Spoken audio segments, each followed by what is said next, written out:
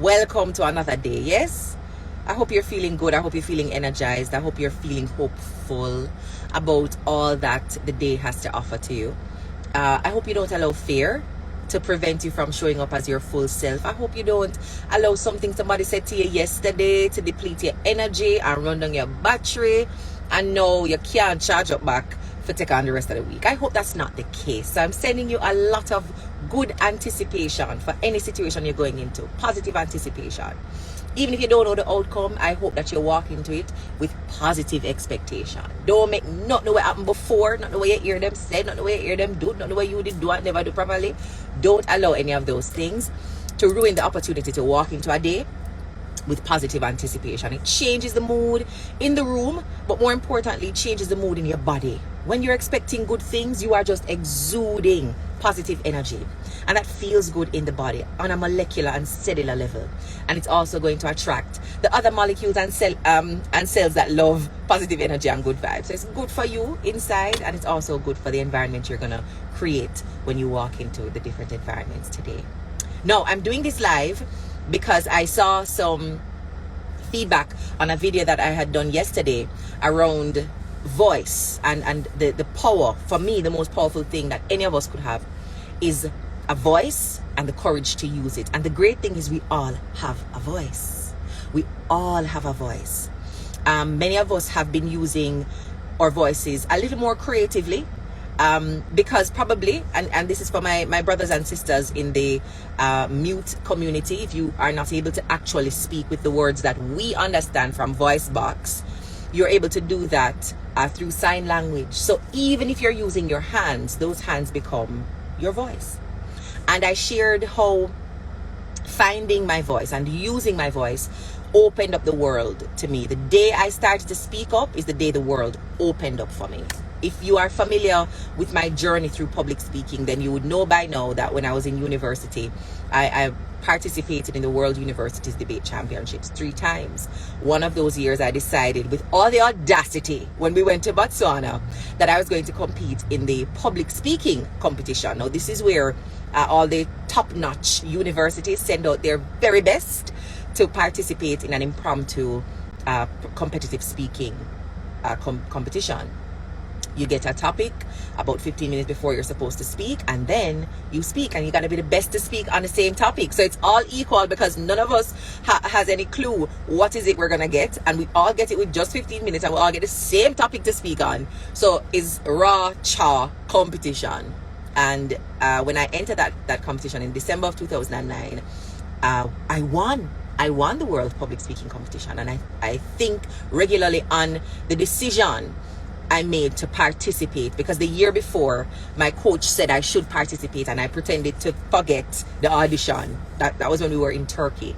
And when we were going to Botswana, it was almost a demand because our debating team was about to lose the sponsorship. The university would invest heavily in sending almost most times an average of 2 teams, which is 4 persons, coach and assistant coach, to these competitions. It was an expensive undertaking: flight, accommodation, per diem.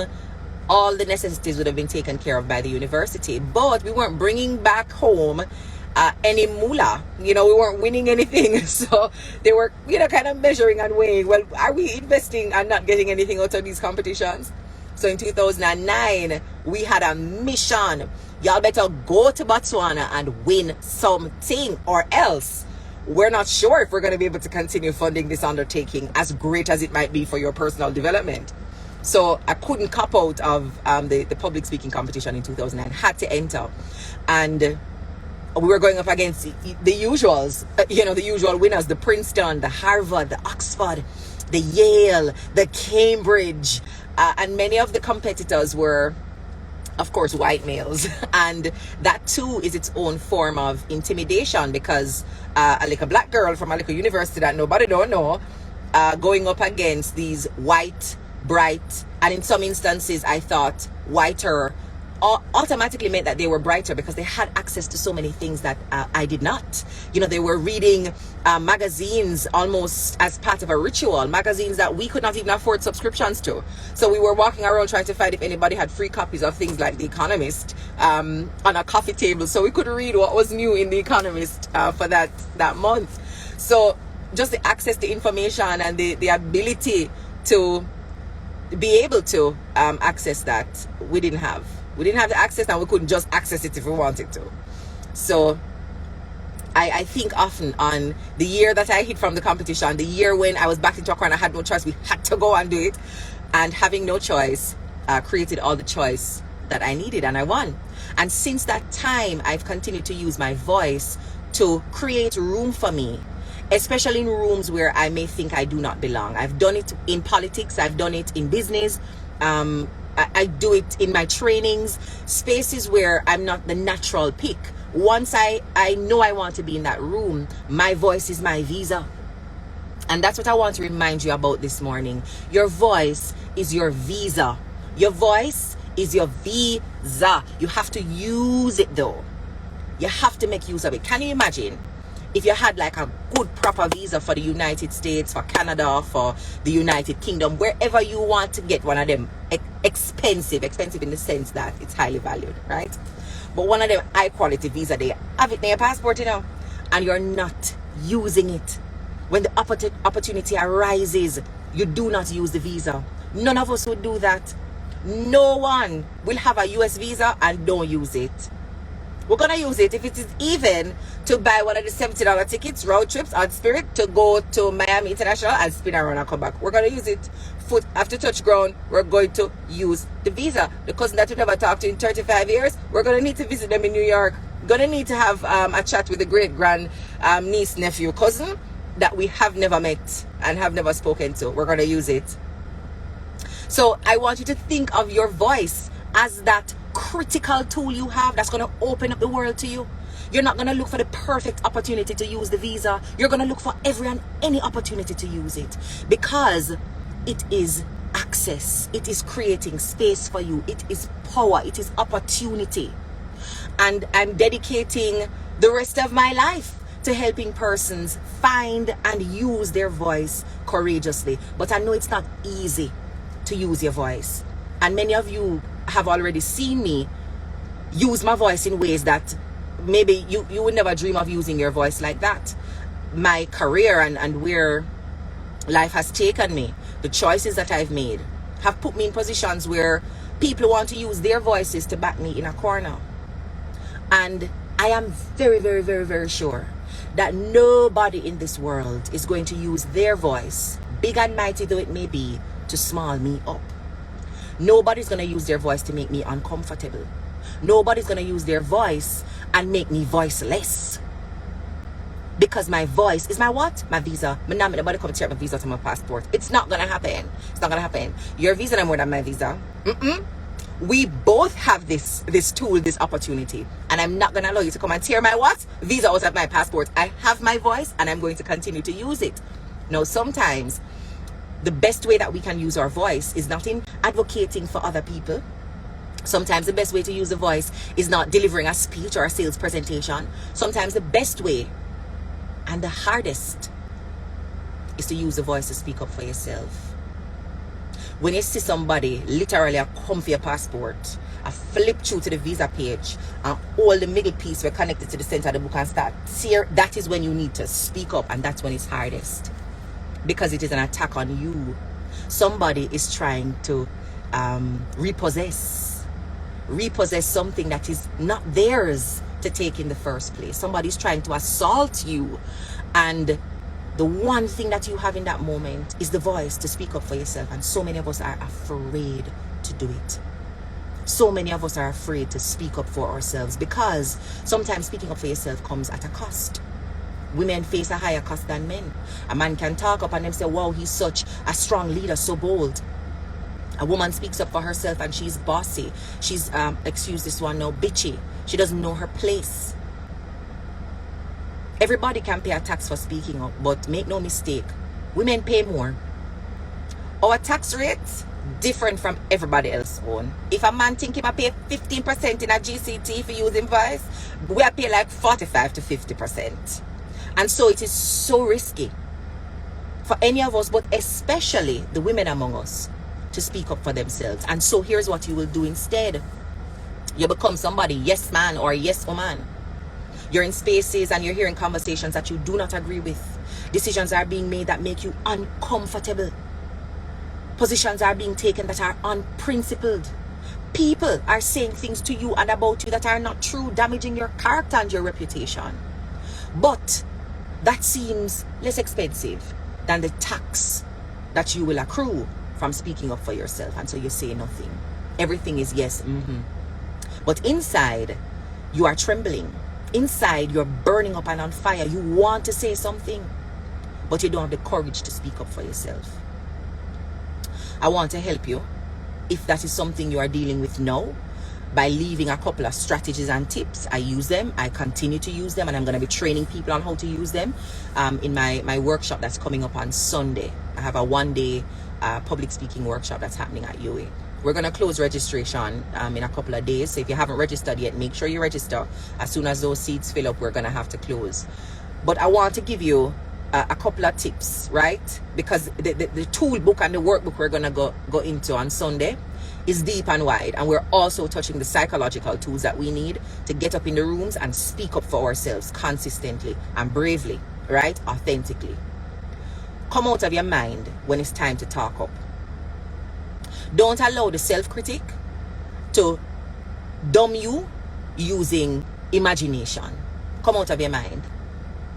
When it's time for you to speak up for yourself, you can come up with the most graphic imaginary situations. When I talk, they're going to think that I am rude and that person is not going to like me. And if I'm likely to get a promotion in 3 years, I'm not going to get this again because I'm going to have this to say and they will disagree. And you imagine the worst possible scenario. When I talk, I'm going to forget my words. It's not going to sound cohesive and coherent. So it's best I don't say anything at all because all the words going to sound jumbled anyways. And nobody not going to understand and nobody not going to think I'm smart enough. And people going to tell me that I didn't go to the right school. I don't have the right degree. And it's not my job role to speak up here. And you don't say anything. You imagine that people will laugh at you. You imagine that people will respond to what you have said with heavy criticism, if not ridicule, in that meeting room, in that living room, in the taxi, wherever you are, where you feel like you need to speak up for yourself. You imagine the worst possible outcome, right? And more often than not, it's just myth and dust. It doesn't happen. If you were ever to actually speak up for yourself, the whole room does not break out in laughter. Nobody responds to you with expletives.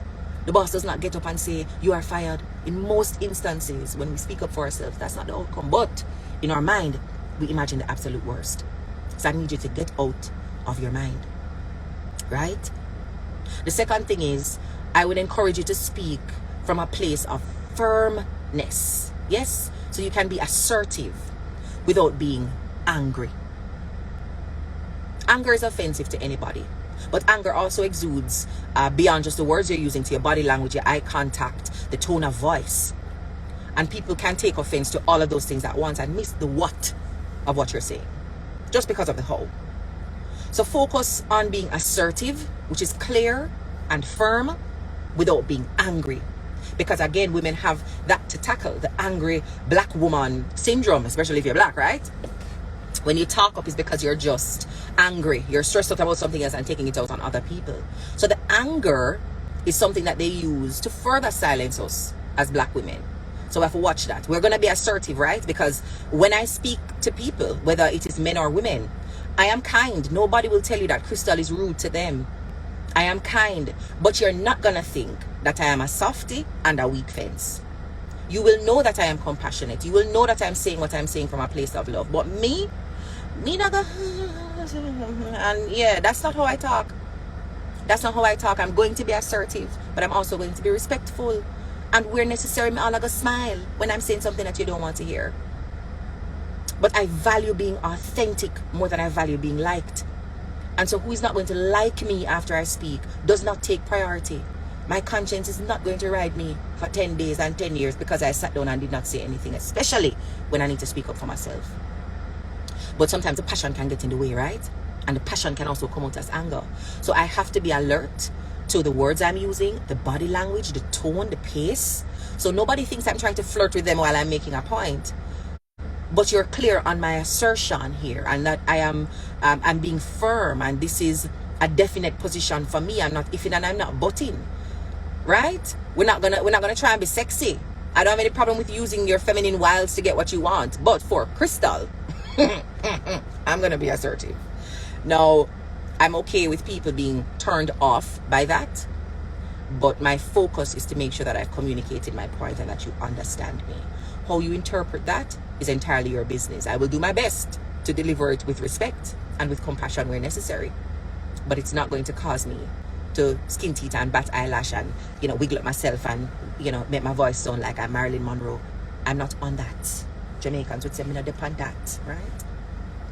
So I'm not telling you to sacrifice your assertiveness, but make sure it doesn't cross over into anger. Find that firm voice that you can deliver what you're saying to other people with respect and authenticity at the same time, right?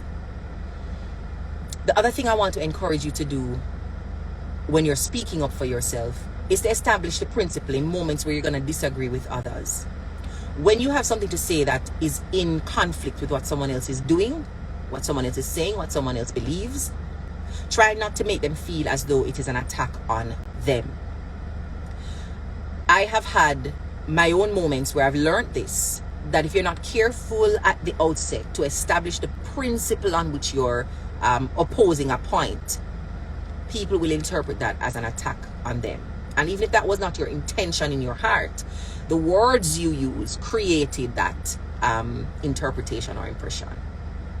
So I'm going to encourage you, establish a principle when you're going to be pushing back in that staff meeting, when you're going to be pushing back in that classroom, when you're going to be pushing back in that taxi, when you're going to be pushing back at the dining table.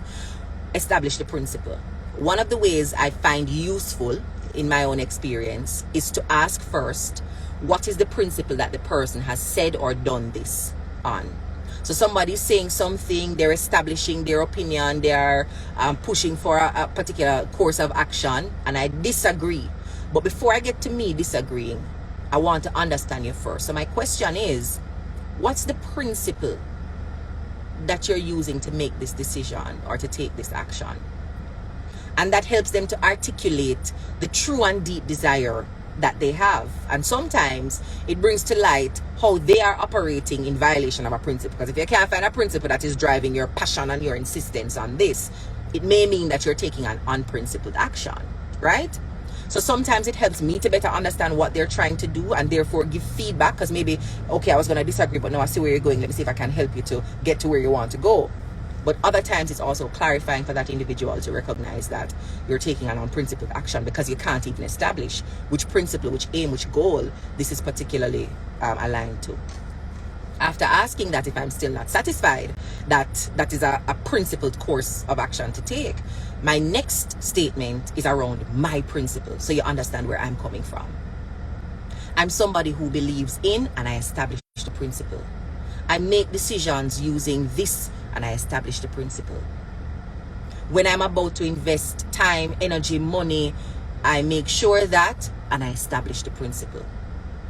And so because in this situation, I'm not seeing going back to the principle, I have to disagree.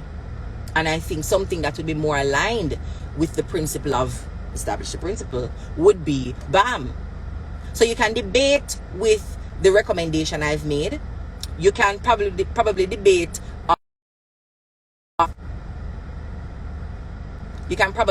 on the principle, but what you're not going to think is that I don't like you and I'm attacking you and this is a personal vendetta against you, nor, especially if it's in a public space like a meeting, nor will you be able to go around and tell people that it's a personal attack on you. I've been in very highly charged rooms where personal attacks are being leveled left, right, and center. I've had to mediate conversations like that. I've had to chair meetings like that. I've had to reprimand and caution persons in situations like that. But at the end of every meeting, it was difficult, even if they tried, right? It was difficult to convince anybody that Krystal said what she said because she did not like you. That Krystal did not agree on this or vote for that or, you know, believe this or say that because she don't like you. It was hard to convince people of that because I established the principle when I'm going to speak up and when I'm going to disagree. So if you're going into a situation right now that requires you to speak up for yourself and you're not sure how people are going to respond to that, come out of your head. Come out of your head, because you're going to imagine some scenarios that discourage you from using your voice. And your voice is your visa. We need it to go places. You can't have the visa and don't use it. So come out of your head and stop allowing that imaginary friend / enemy, because a self-critic can really be an enemy sometimes.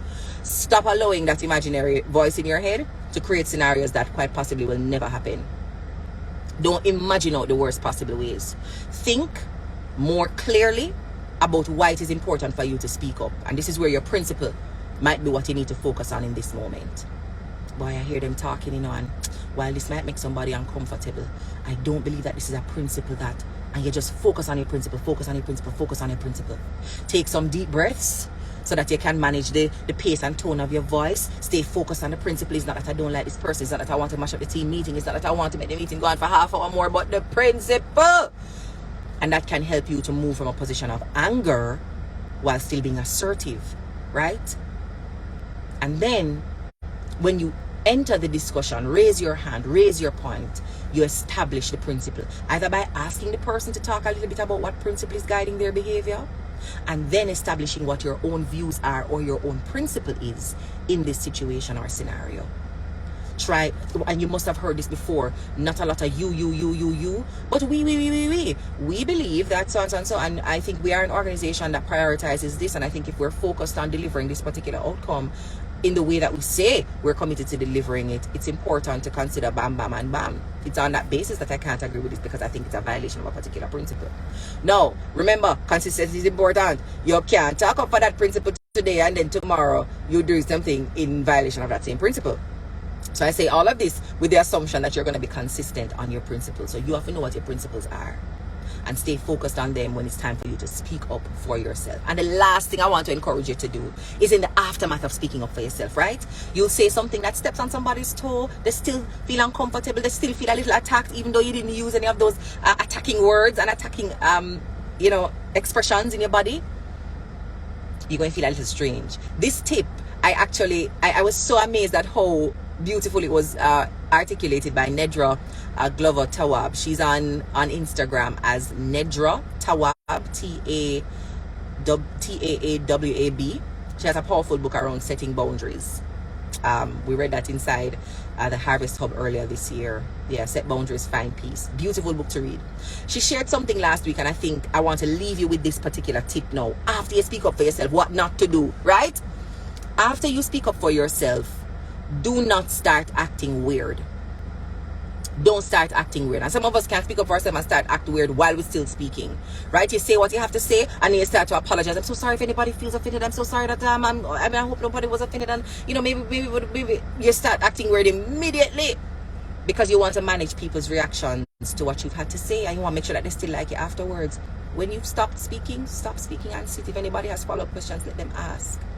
Sit as though you're comfortable in your position, because if you sit down looking uncomfortable, I hope it undermines everything that you just said, because it doesn't seem like you even believe in what you've said. So why should we give any thought to it when you're over here doubting what you just said? After you speak up for yourself, do not act weird. Do not act strange. Do not start giggling, looking around, and expressing discomfort in your body language. Don't sit and slouch. Sit down after you've spoken and hold your chest up and your head up, right? Firm spine. Don't act weird. Don't leave the meeting and start walking around to apologize to people and asking if they agree with you and asking how they felt after. Don't avoid the person who you had disagreed with in the meeting, thinking that them have you up, so you don't want to go around them and then they don't talk to you. Act the way you would have acted if you did not speak up for yourself. Say good morning to the person same way. Sit with them if you usually sit with them for coffee. Sit beside them in the next meeting if you usually sit beside them in the next meeting. Don't go out of your way to avoid them, because the weird way that you're acting after you speak up for yourself is also telling yourself something, that you did something wrong and you're looking to re-engage the people you think you may have harmed. You didn't do damage to anybody. You didn't traumatize anyone. You didn't deny anybody of their rights. You spoke up for yourself. Yes, you disagreed with them. They're going to have to find a way to deal with that. But it doesn't mean that in disagreement we can't find common ground in other things. I disagreed on this point. I spoke up for myself in this way. If speaking up for myself compromises our relationship, then do we have a relationship? So unless you start to treat me weird after I've spoken up for myself, I'm not going to respond weirdly. And I think Nedra Tawwab, I had mentioned in the first half of this live, in her book Set Boundaries, Find Peace, speaks about the emotional conditioning that's required for us to speak up, say what we need to say. Her book focuses on speaking up to set boundaries with other people. But I find that lesson to be very valuable in any speak up situation. We call it rhetorical situations in public speaking. Any rhetorical situation, you need emotional conditioning. Because after you speak up for yourself, if your body language looks as though you are doubting your own intervention, your own voice, you are ashamed of your own voice, you are regretting using your own voice, that is also communicating something to your audience. So we're training you not just how to prepare for your speech and deliver your presentation when you have to talk, but also the emotional conditioning for after you've spoken. What do you do next? And what not to do next. And that's one of the things. Don't act weird. Do not act weird. You've spoken up for yourself. Just as if you drink some water. After you drink some water, you start look around and wonder if people say I drink. It's water I'm drinking. What? You drink the water. If a burp is coming up, your burp, you say, excuse me, you move right along. Don't act weird. Make yourself feel normal and respond with normalcy after you have used your voice. So that's a tip I want to leave you with. And just to recap, because I know we're going to have to share this in two parts. First and foremost, come out of your head. Don't make the self-critic imagine the worst possible outcomes, because that is what the brain is going to do. It's going to imagine that your voice has no value. It's going to imagine that you're going to be ridiculed. It's going to imagine that people will not like you, because the priority of the brain and human conditioning is to be liked and to be a part of these social groups.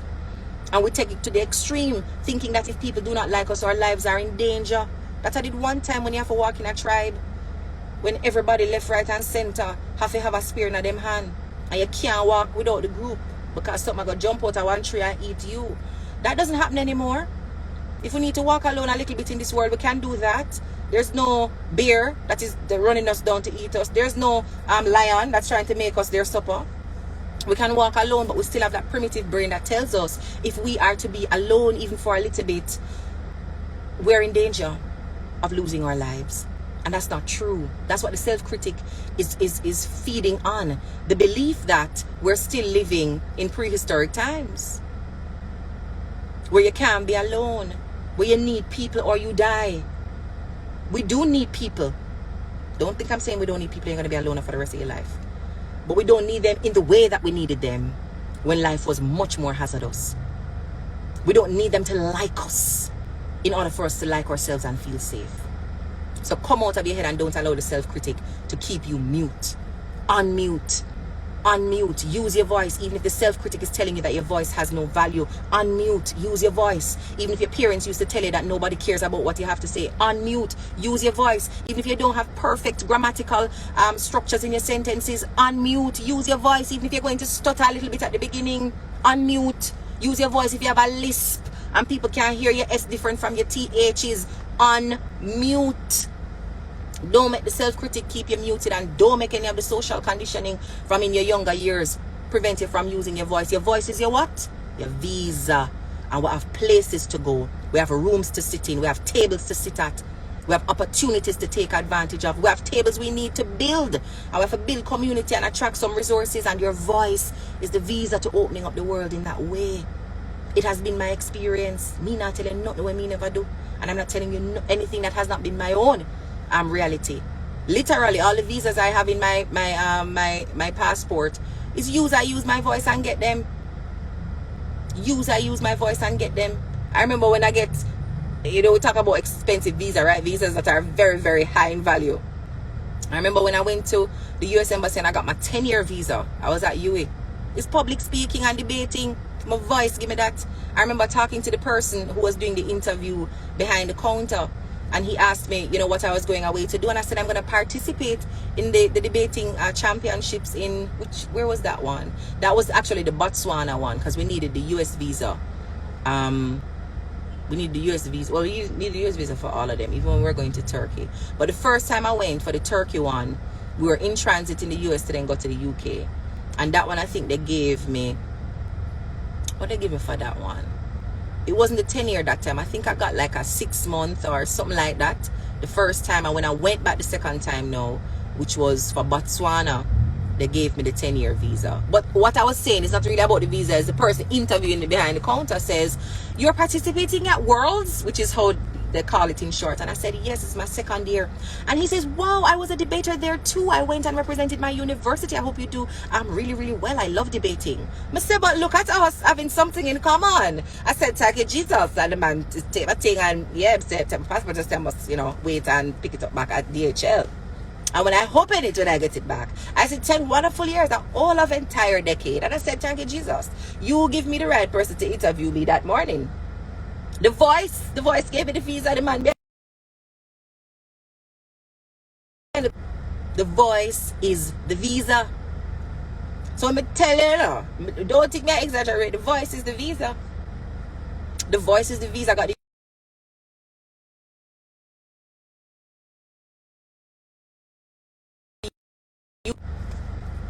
Let me know if you're hearing me, guys. Hoping you're hearing me still. Voice is the visa. Every visa I have in my passport, my voice. I was going somewhere to speak. I was going somewhere to debate. I was going somewhere to trip. My voice is my voice I was going there to use. And for those of us who come into the world with not a lot of assets. Yeah, we don't have a lot in the asset column working for us. We don't have one of them fancy last names. We don't have one of them wealthy families. We don't have one of them big bossy high schools that we went to that have a fantastic alumni association. It's just a little bit of a disadvantage. Your voice is the tool that you have and you have to make the best use of it. Have to make the best use of it. So me use the tool I made it have. Other people have some other tools now. Some people could have run. Some people could have sing. Some people could have do gymnastics. Me use the voice I made it have. Me use the tool I made it have. It was my voice. And we all have that. That's the beautiful thing about it. It's not that some people born with a voice and some people don't have a voice. But not everybody develops the courage to make use of their voice. And that's what I want to encourage you to do. You have the voice. Let me know if you're hearing me now. Can you hear me?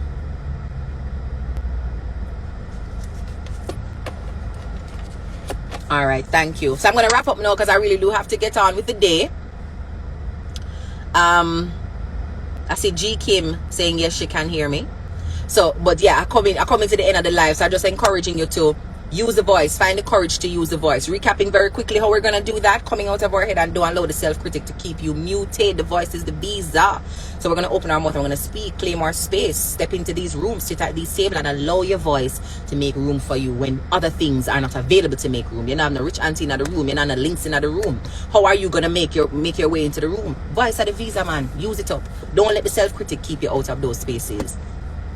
Secondly, I want you to measure, right? Whether or not it's anger or aggression that you're beginning your statements with, especially when you have to disagree, or assertiveness, which can still be done with compassion, still firm and compassionate, versus aggression and anger. So we want to be assertive and not aggressive.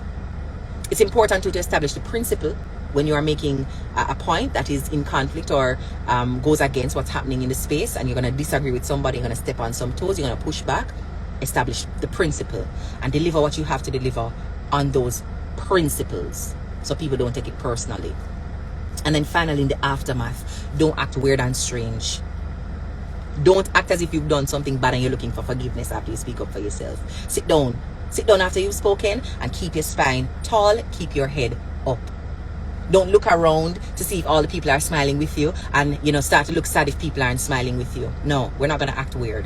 Don't avoid the person that you disagreed with when you see them in the lunchroom, not wanting to pass them, not sure if you must say hello or good afternoon, not sure if you must sit beside them if that's where the available seat is. No, we're not going to act weird. I'm still able to be friends with you if you disagree with me. And I expect that you can still also work with me and we can be, cordial, even if I disagree with you.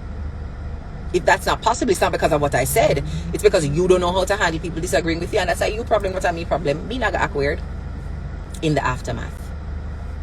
All right?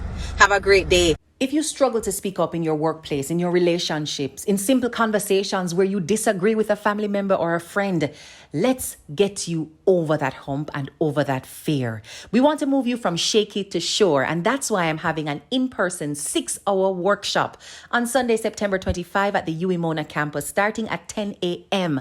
If you need help to feel prepared to stand up and speak with courage, register now at thesuccessfarm.com/workshop. See you soon.